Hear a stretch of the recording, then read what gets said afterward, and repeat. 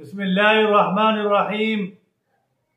اللہ کے رسول صلی اللہ علیہ وسلم کے اپنی امت پر بہت زیادہ احسانات ہیں۔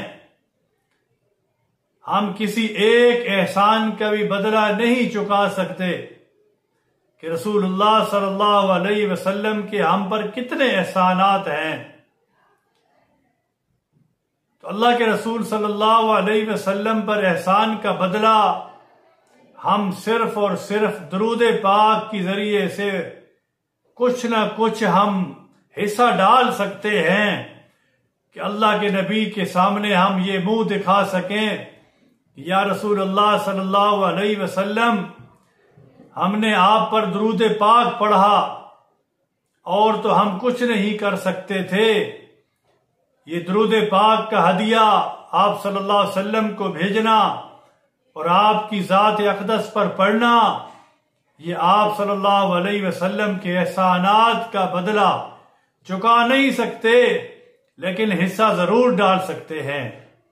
تو جو انسان جمعہ کے دن عصر کی نماز کے بعد یہ درود پاک پڑھتا ہے، اللہم صلی علی محمد النبی الامی وعلی آلہ وسلم تسلیما، یہ درود پاک جو انسان جمعے کے دن عصر کی نماز کے بعد اسی جگہ پر بیٹھ کر جو اصل فضیلت ہے 80 دفعہ اس درود پاک کو پڑھے گا تو اللہ تبارک و تعالی اس کے 80 سال کے گناہ معاف فرما دیں گے اور درجات بلند فرما دیں گے۔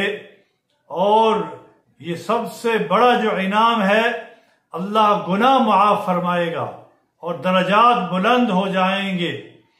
اب اس پر 5 سے 7 منٹ لگتے ہیں۔ اللہ تبارک و تعالی ہمیں حضور پاک صلی اللہ علیہ وسلم کے احسانات کو یاد کرتے ہوئے ہمیں درود پاک پڑھنے کی توفیق دے۔